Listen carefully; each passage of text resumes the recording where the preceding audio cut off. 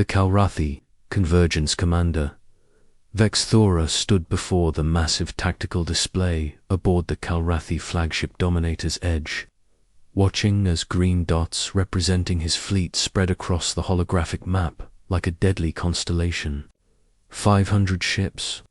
500 of the most advanced warships the Kalrathi Empire had ever assembled, each one bristling with plasma cannons, quantum torpedoes, and shielding that could withstand the fury of a star.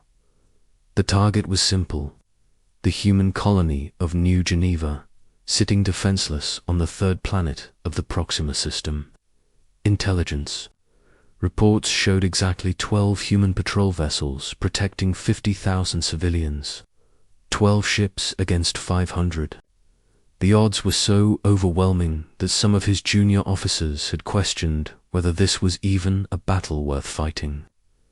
"Sir," reported Lieutenant Crystal from the communication station, "all fleet commanders have confirmed readiness. The cloaking fields are at maximum efficiency. The humans have no idea we're here." Vex Thera's mandibles clicked in satisfaction. The Kalrathi had spent 3 cycles preparing for this moment. Their military analysts had studied every recorded human battle, every tactical manual, every piece of strategic data they could acquire. They knew how humans fought. They knew their weaknesses. More importantly, they knew their strengths and had prepared counters for every possible scenario. Humans were unpredictable, yes. They had a reputation for last-minute innovations and desperate gambits that somehow worked. But even human ingenuity had limits. You couldn't innovate your way out of being outnumbered 42-1. "Begin the psychological phase," Vex Thera commanded. "Let them know what's coming." The massive transmission array of the Dominator's Edge powered up, sending a wide-beam signal toward New Geneva. On every screen, every communication device, every display in the colony, the same message would appear. Vex Thera's image, translated into human languages, delivered with the cold precision that had made the Kalrathi Empire feared across 3 sectors. "Humans of New Geneva," his voice echoed across space, "you are surrounded. Our fleet numbers in the hundreds. Your defenses are pathetic.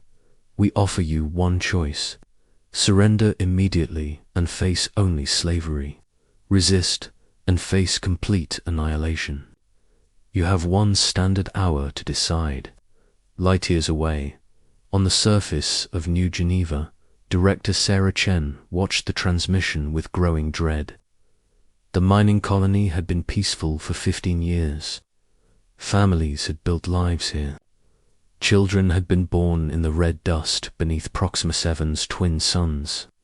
Now, in one terrible moment, everything was about to change. "Ma'am," called out her communications officer, "we're receiving confirmations from our patrol fleet. Captain Morrison says he's got visual on the enemy formation." His exact words were, "Dear God, there are hundreds of them." Sarah closed her eyes for a moment, thinking of her own daughter playing in the colony's recreation center just 3 levels below. 50,000 people, 50,000 innocent lives depending on 12 patrol ships and whatever miracle might save them. "Send a priority transmission to Earth," she ordered. "Maximum power, all frequencies. Tell them we need immediate assistance. Ma'am, even if they received it right now, the nearest Earth fleet is 6 jumps away. They couldn't get here in less than 4 days." Sarah knew the mathematics. She also knew something else about humans that the Kalrathi might not have factored into their calculations. When pushed to the brink, when facing impossible odds, humans didn't just fight harder, they fought smarter. "Send a message anyway," she said quietly, "and tell Captain Morrison to prepare for defensive positions. We're going to buy every second we can." In the black void between stars, the Kalrathi fleet began its final approach. Vexthara had positioned his ships in a perfect envelopment pattern, cutting off every escape route. His heavy cruisers would handle the human patrol ships while his destroyers bombarded the colony from orbit. It was textbook strategy, refined through centuries of successful campaigns. Contact from the human colony, sir, reported the communications. Officer, they're requesting additional time to consider surrender. Vexthara's laugh was a harsh clicking sound. Humans always try to buy time. They think they can improvise some last-minute solution. Very well, grant them 30 additional minutes. Let them exhaust their creativity before we demonstrate the futility of resistance. The extra time gave the Calrathi crews a chance to run final system checks.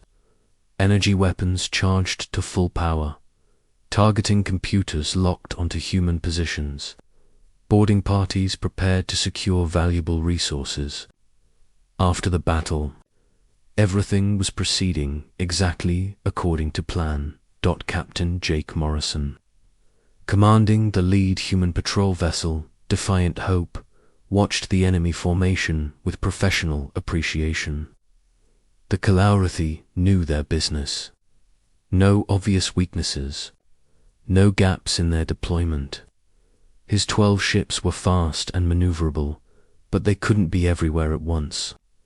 Sir, his tactical officer reported, we're detecting massive energy buildup across their fleet. They're preparing to attack. Morrison nodded grimly. He'd been in space for 23 years, fought in border skirmishes and anti-piracy operations. But this was different. This was about protecting home, about giving families time to say goodbye, even if that's all they could do. All ships, this is Morrison, form up in Delta formation. We're going to make them work for every meter of space. The 12 human ships moved into position, their hulls gleaming silver against the starfield. Each one was outnumbered by more than 40 enemy vessels, but they held their formation with steady precision. They were about to write the opening chapter of what would become one of the most famous battles in human history. Vexthara watched the pathetic human formation with amusement. 12 ships arranged in a defensive pattern that might have been effective against a dozen enemies. Against 500, it was simply a gesture of defiance. All units, commence attack, he commanded. Prioritize the destruction of their command. Vessel, show them the price of resistance. The Calrathi fleet opened fire simultaneously. 500 ships unleashing concentrated plasma streams that lit up space like artificial stars. The energy discharge was so intense that it briefly overloaded. Sensor arrays on both sides. The first human ship, the Courageous Dawn, disappeared in a ball of superheated gas. Then the starfire exploded in a chain reaction that sent debris spinning through space. Within minutes, half the human patrol fleet was gone, but the remaining ships kept fighting. They used their superior speed to dart between enemy formations, targeting weapon systems and shield generators. The Defiant Hope somehow slipped through a gap in the Calrathi formation and disabled 2 heavy cruisers with precisely aimed torpedo strikes. Impressive, Vexthara admitted, but ultimately pointless. Continue the assault. The battle raged for 18 minutes. The humans fought with desperate courage, using every trick in their tactical manual. They used asteroid fields for cover, coordinated their attacks to maximize damage, and somehow managed to destroy 7 Calrathi vessels before the last human ship finally succumbed to overwhelming firepower. Space fell silent except for the crackling of cooling wreckage and the steady hum of Calrathi engines. The human patrol fleet was completely destroyed. New Geneva lay defenseless before the approaching enemy Armada. Begin orbital bombardment, Vexthara ordered. Target their communication arrays and power generation facilities. Leave the mining equipment intact. The Calrathi fleet moved into bombardment formation, their massive guns trained on the planet below. Victory was complete. The humans had fought well, but they had fought without hope. Now came the demonstration of what happened to those who defied the Calrathi Empire. "Sir," the sensor officer called out, "I'm detecting some kind of spatial distortion at the edge of the system." Vexthera glanced at the display, expecting to see debris or perhaps a human supply convoy stumbling into the aftermath of battle. Instead, he saw something that made his blood run cold. Space was tearing apart, not the familiar rip of hyperspace travel, but something far more violent. Reality itself seemed to be folding, creating impossible geometries that hurt to look at. Directly, the distortion was growing, spreading like a crack in the universe itself. "What is that?" he demanded. "I don't know, sir. It's not matching any known FTL signature. The energy readings are off the charts." The distortion suddenly expanded, and through the tear in space came something that shouldn't have been possible. Ships were emerging, but not from any direction. That made sense. They were coming from above, from below, from angles that geometry couldn't accommodate human ships. Hundreds of them. But these weren't the small patrol vessels they'd just destroyed. These were massive war machines, each one bristling with weapons that looked like they could crack planets. At the head of the formation flew a dreadnought so large it briefly eclipsed the local star. "How?" Vexthera whispered. "How did they get here so fast?" The answer came as a transmission broadcast on all frequencies, delivered in perfect Calrathi, by a human voice that carried the weight of absolute authority. "This is Admiral Marcus Rodriguez of the Terran Deep Space Fleet. You have attacked our people. You have threatened our families. You have made a very serious mistake." The human fleet completed its impossible emergence from interdimensional space, and Vexthera realized with growing horror that his perfect plan had never accounted for the impossible. The thunder was about to begin. Thunder and Lightning Admiral Marcus Thunderbolt Rodriguez stood on the bridge of the USS Stormbreaker, watching the Calrathi fleet scramble to respond to his arrival. The massive view screen showed 500 enemy ships trying to reform their perfect tactical formation, but they were like insects confused by a sudden storm. "Sir," reported his tactical officer, "the enemy fleet is attempting to establish a defensive perimeter. They're confused, but maintaining discipline." Rodriguez nodded approvingly. The Calrathi were professional soldiers. He'd give them that. Even facing the impossible, they were trying to adapt. But they were adapting to the wrong threat. "Commander Phillips," he addressed his second-in-command, "initiate Protocol Thunder. All ships, prepare for multidimensional assault." "Aye, sir." All fleet commanders report, ready for interdimensional deployment. The Terran Deep Space Fleet had been humanity's most classified project. While the galaxy thought humans were limited to conventional, faster-than-light travel, Earth's greatest minds had been working on something far more revolutionary. They'd learned to fold space itself, to attack from directions that didn't exist. In normal three-dimensional thinking, Rodriguez had received Director Chen's distress call for hours ago. For hours to travel 6 hyperspace jumps that should have taken for days. They'd done it by taking a shortcut through dimensions that most species couldn't even perceive, let alone navigate. "Sir," the communications officer reported, "we're receiving a transmission from the enemy flagship. They're demanding to know how we got here so fast." Rodriguez smiled grimly. "Tell them it's simple. When someone threatens our families, we find a way. The Stormbreaker was more than just a ship. It was a fusion of human engineering and the spirit that had carried humanity from caves to stars. Every system aboard was designed around one principle. No matter what the enemy threw at them, humans would find a way to hit back harder. All ships commence Thunder Pattern Alpha. Rodriguez commanded. The Terran fleet split into groups that moved in patterns that hurt to watch. Some ships dove below the battle plane, but they were moving through dimensions that had no below. Others seemed to disappear entirely, only to reappear inside the Kelrathi formation. The USS Lightning Strike materialized directly behind the Kelrathi flagship, its quantum cannons already charging. Captain Maria Santos, one of the youngest ship commanders in the fleet, had volunteered for the most dangerous insertion point. Target acquired, she reported over the tactical net, engaging the enemy command ship. The lightning strike opened fire with weapons that existed in multiple dimensions simultaneously. The Kelrathi flagship shields, designed to stop conventional energy weapons, were useless against attacks that came from several reality layers at once.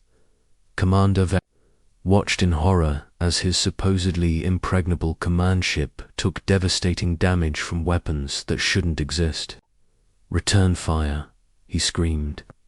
"All ships converge on the human attackers." But the Kelrathi couldn't converge on targets that kept shifting between dimensions. Human ships would appear, unleash devastating attacks, then vanish before return fire could reach them. It was like fighting ghosts made of lightning. "Sir," his tactical officer reported, "we're detecting coordinated attacks across our entire formation. The humans are somehow communicating instantaneously across impossible distances." The secret was quantum entanglement communication, another technology the humans had kept hidden. Every ship in the Terran fleet was linked through quantum pairs. That allowed instantaneous coordination regardless of distance or dimensional barriers. They fought not as individual vessels, but as a single organism with hundreds of parts. Lieutenant Commander Sarah Kim, piloting the interceptor Rapid Response, demonstrated this coordination perfectly as she emerged from interdimensional space. Behind 3 Kelrathi destroyers, she was already receiving targeting data from ships that were light minutes away.